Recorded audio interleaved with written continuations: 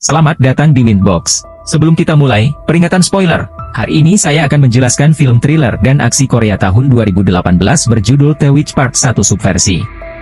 Film ini dimulai dengan beberapa gambar dari seluruh dunia yang menunjukkan anak-anak digunakan sebagai objek percobaan di masa lalu. Saat ini, Dr. Beck mengunjungi laboratorium tempat pembantaian baru saja terjadi. Mayatnya masih bergerak dan dia memerintahkan anak buahnya untuk membidik kepalanya. Dua anak berhasil kabur dari fasilitas tersebut dan dikejar oleh anak buah Dr. Beck. Salah satunya adalah Pak Choi. Dia berhasil menangkap salah satu anak yang melarikan diri, tetapi yang lainnya, seorang perempuan, masih hilang. Karena mereka kehilangan dia, Dr. Beck memerintahkan Tuan Choi untuk melaporkan gadis itu ke markas karena dia dinonaktifkan karena dia pada akhirnya akan mati dalam pelarian. Di sebuah desa kecil dekat laboratorium, seorang petani melihat gadis itu tidak sadarkan diri dan segera membawanya ke rumahnya. Dokter mengatakan bahwa dia akan pulih, namun dia takut gadis itu akan kehilangan ingatannya, termasuk nama dan usianya. Karena sang istri kesulitan hamil, mereka memutuskan untuk mengadopsinya. 10 tahun kemudian, gadis bernama Jayun itu menjalani kehidupan normal sebagai putri petani tanpa mengingat masa lalunya. Dia ingin membeli makanan sapi, tapi tidak membawa uang. Penjual enggan memberikannya karena utang sebelumnya belum dibayar. Namun, anak penjual yang naksir dia diam-diam memasukkan makanan sapi yang diminta ke dalam truk dan dia akhirnya pergi, yang membuat penjual marah. Terungkap bahwa ibu Jayun menderita penyakit Alzheimer dan keluarganya menghadapi masalah keuangan. Sang bapak berencana menjual beberapa ekor sapi lagi meski harga sapi terus anjlok. Setelah mandi, Jayun tiba-tiba menderita sakit kepala parah. Untungnya, itu tidak bertahan lama. Malamnya, dia menjelajahi internet untuk mencari informasi tentang penyakit Alzheimer dan menemukan beberapa dokter ahli penyakit otak, berharap dia akan menemukan cara untuk menyembuhkan ibunya. Keesokan harinya, Jayun pergi ke sekolah bersama sahabatnya, Myung-hee, yang tiba-tiba menyarankan Jayun mengikuti audisi kontes menyanyi nasional dengan total hadiah $500.000. Dia setuju karena jika dia menang, dia akan mampu membayar tagihan rumah sakit ibunya dan uang tidak akan menjadi masalah lagi di keluarganya. Meski tak punya kemampuan menyanyi, ia akhirnya lolos tahap penyisihan sebagai kandidat dengan nilai tertinggi. Di rumah, orang tuanya sangat bangga padanya, tapi mereka khawatir saat Jayun disuruh menampilkan bakat rahasianya di audisi. Myung-hee meyakinkan orang tuanya bahwa tidak ada hal buruk yang akan terjadi. Sebaliknya, dia malah akan mendapat eksposur ekstra karena itu. Tak lama kemudian, mereka menerima panggilan misterius yang membuat para orang tua semakin khawatir. Sebelum tidur, Jayun memberitahu ibunya yang ketakutan bahwa semuanya akan baik-baik saja dan dia tidak akan meninggalkan mereka. Malamnya, saat Myung-hee sedang menginap, sakit kepala parah muncul lagi. Kali ini rasa sakitnya lebih lama dari sebelumnya. Di sisi lain, Tuan Choi diam-diam mengawasinya dari kejauhan sejak identitas Jayun terungkap dalam audisi. Keesokan harinya, mereka naik kereta ke Seoul untuk mengikuti audisi tahap berikutnya.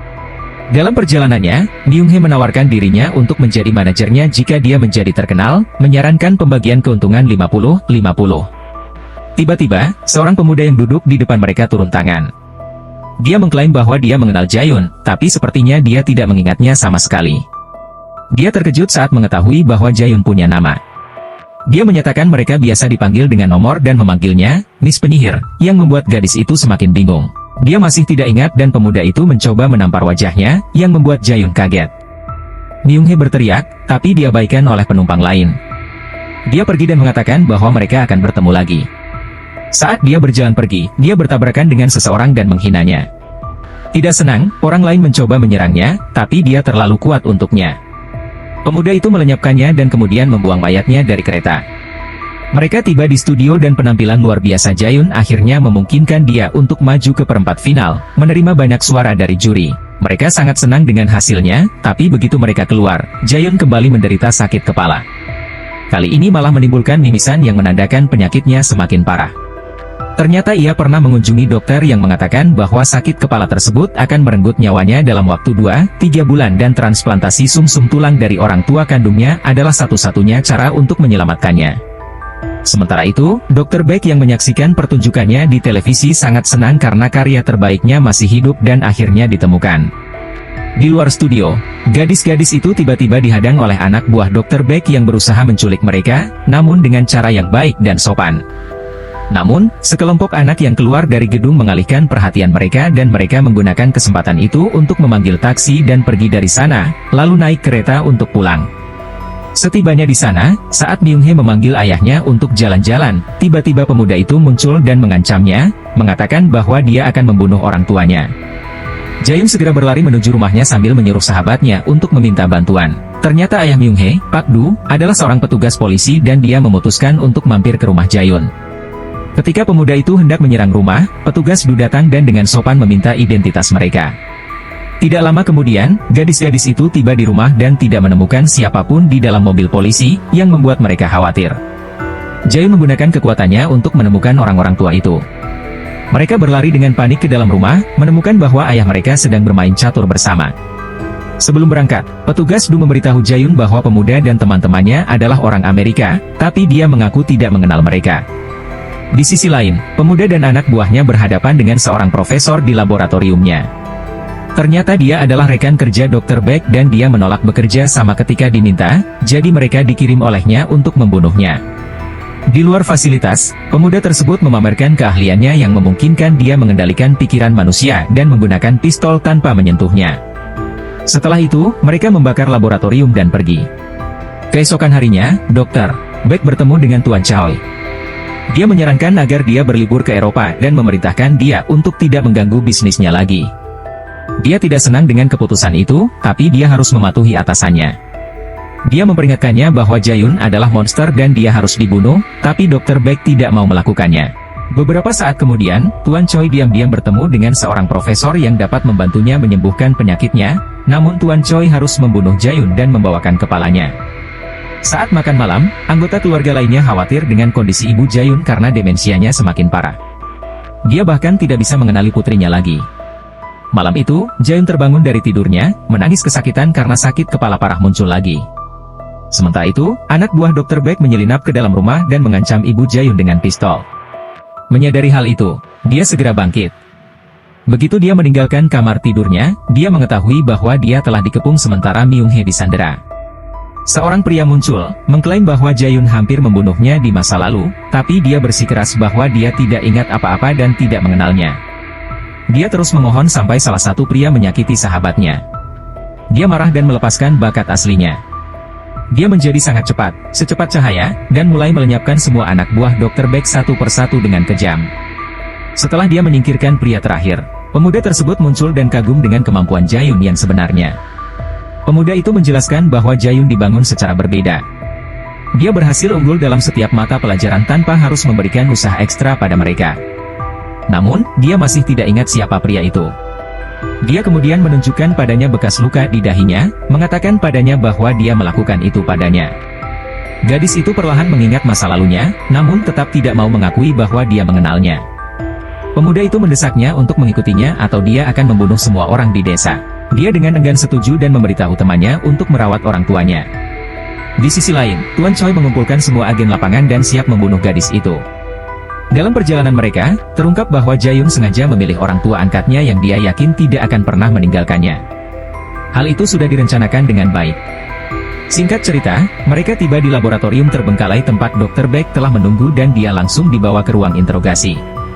Dia diikat ke kursi dan Dr. Beck menyambutnya dari sisi lain ruangan. Dia merasa sangat lega setelah mengetahui Jaeun masih hidup. Namun, Jaeun masih tidak tahu apa yang terjadi. Untuk membuatnya mengingat semua masa lalu, Dr. Beck memerintahkan suaminya untuk menyuntikkan cairan padanya. Terungkap bahwa dia adalah salah satu subjek eksperimen di mana Dr. Beck bertanggung jawab atas eksperimen otak tersebut. Profesor tersebut mengklaim bahwa dia adalah spesialis otak terbaik di dunia saat ini dan Jaeun adalah salah satu produk rekayasa terbaik yang pernah dia ciptakan. Untuk membuatnya lebih kuat, Jaeun dilatih khusus olehnya untuk menjadi mesin pembunuh berdarah dingin. Di awal film, mereka berusaha membunuh semua anak karena generasi mereka sukses besar. Mereka mampu mengendalikan berbagai hal dan memiliki kecerdasan yang sangat tinggi.